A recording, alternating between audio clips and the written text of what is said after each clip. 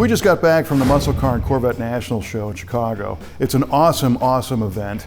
And what's neat is that it's not just a show of freshly restored perfect cars.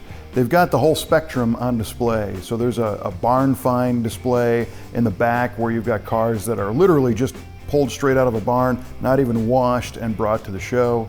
You have some original owner unrestored cars. You've got fresh restorations being unveiled for the first time.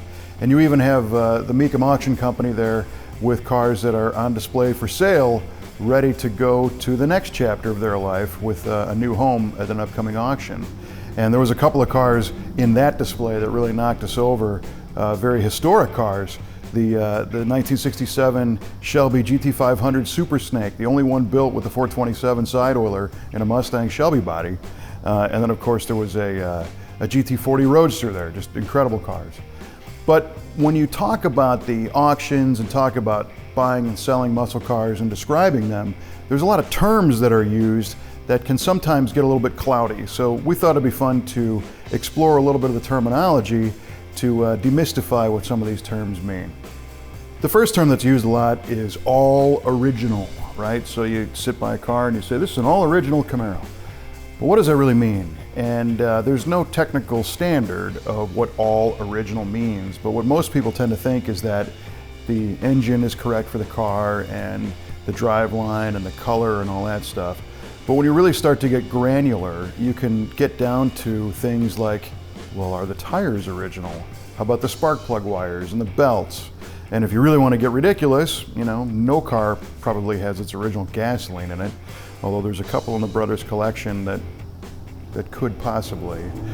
But this all original concept is kind of a catch-all for original cars, and out of that have come other terms like a restored original car. So it's got the original componentry, but being a restored original, it's not necessarily the original condition. There are cars, of course, that are unrestored originals, and those are the ones that if they look really nice, you know, they've lived a great life, because these are cars that haven't been repainted, that have their original driveline still installed, but they might show some wear and tear. There's another term called survivor car, and a survivor to me is an unrestored original car that might be showing some wear because it was used. And there's usually some wear items that have been changed. A good example of a survivor might be my own car. I have a 1970 Buick Riviera with 34,000 miles on it now. The only things that were changed on that car when I bought it were the tires, the water pump, and the rear shocks. I mean, this thing had date-coated belts and date-coated spark plug wires that were all fourth quarter 1969. So those were original pieces, but again, it had never been restored. It had only been kind of maintained. So that one is a good example of a survivor. We talk about date coding, and what does that mean? A date code correct. And this can be kind of a tricky subject because you might find a car, maybe like this Camaro, that has the date code correct engine. And what that means is that the casting numbers on the engine, or the stamping numbers, have a date code of when they were manufactured.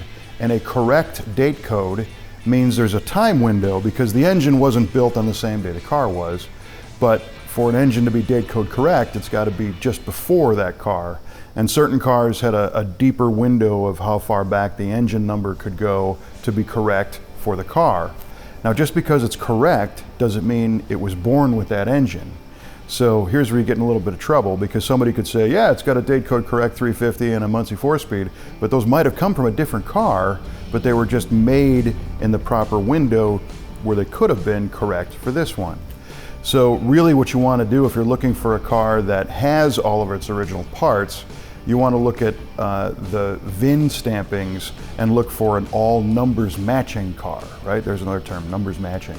And what that means is that the engine and the transmission generally have part of the vehicle VIN number stamped in them from the factory.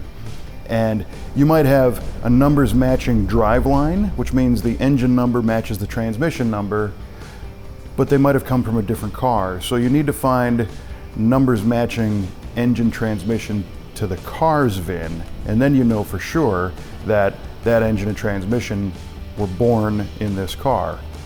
Sometimes. That's not to say that people haven't restamped these things. You might have a really rare car where the VIN is found on the transmission and on the engine, but an expert can look at it and say, it doesn't look like the proper stamping that the factory used, and somebody might have changed it. And this is where you get into trouble when you're trying to buy a very rare or high dollar car. So the answer there is to try to get all the paperwork you can to trace the ownership back and have records, so that you know what you're buying. That's the important part.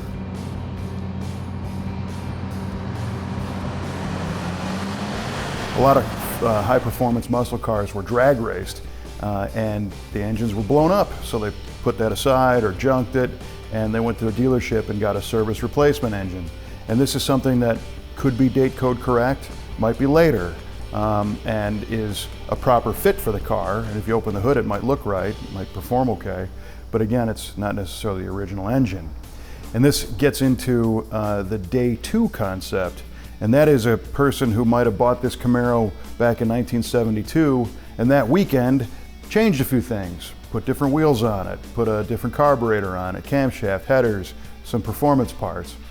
If those parts are period correct, right? So if this car had a set of headers on it that dated back to 1972, we would call those day two modifications that were done when the car was new and then left on the car. If I went out and bought a new set of headers today and put them on this car, that's not really day two, those are modern pieces. So the term period correct goes hand in hand with day two. Legitimate day two is a performance part that is basically as old as the car. I might today go out and research and find a set of headers that were built in 1972 and put them on this car, and that would make it period correct, but not necessarily a day two car. So you can see how all of these terms kind of intertwine and can lead somebody to believe that you might be looking at a car that you think is one thing but really is another. We saw at the Muscle Car and Corvette Nationals a lot of fresh restorations, and some people were throwing around another term called over-restored. And over-restored is when the restoration quality is far nicer than the original manufactured build quality. And is it correct or not? Well, that's a whole different story. It's a big, long debate. So, for example, if this car came off the factory assembly line with some overspray on the subframe or chalk marks on the firewall, and you restored the car and didn't put those imperfections back into it and made it nicer, well, you've over-restored it. But now it's no longer correct because it's not exactly the way it was when it came from the factory new. These two Camaros sitting behind me both have the same stripe package on them, but if you look closely, they're put on in different ways because they were both applied in a restoration, and they're both off just a little bit. Which one's right? Well, you'd have to find an original one to find out. And one more resource that's kind of helpful in navigating all of this stuff is a feature on the Mecum auction website. It's called the Mecum InfoNet. And this is a free thing you can sign up for. You give them an email address and they'll send you some updates about upcoming auctions. But what I think is far more valuable is the ability to see the auction sale prices on cars from all of their previous auctions. So if you were tracking a 1972 Camaro Z28 like this, you can go to the Mecum InfoNet, search that car, you can find out what they sold for, what auctions they were at, and if there's one coming up at an upcoming auction. So that's kind of a neat feature. But another one is that Mecum puts out a monthly magazine, a newsletter that's print. It's very, very nice, great photography. It's got stories plus information about the next auction. And this is $24 a year if you're gonna buy it. But if you go to the Mecum auction website and sign up for that InfoNet, you can page through that magazine online for free. So that's pretty cool. So you definitely wanna check that out. And of course, you can sign up to bid on whatever car you want if you wanna buy one. So hopefully we helped clarify some of these terms. They're always evolving and new ones are coming up. There's examples of every one of these types of cars in the Brothers collection. If you go to Muscle Car of the Week, you can click through and see the different examples. And we will see you next time with another great car from the Brothers collection on Muscle Car of the Week.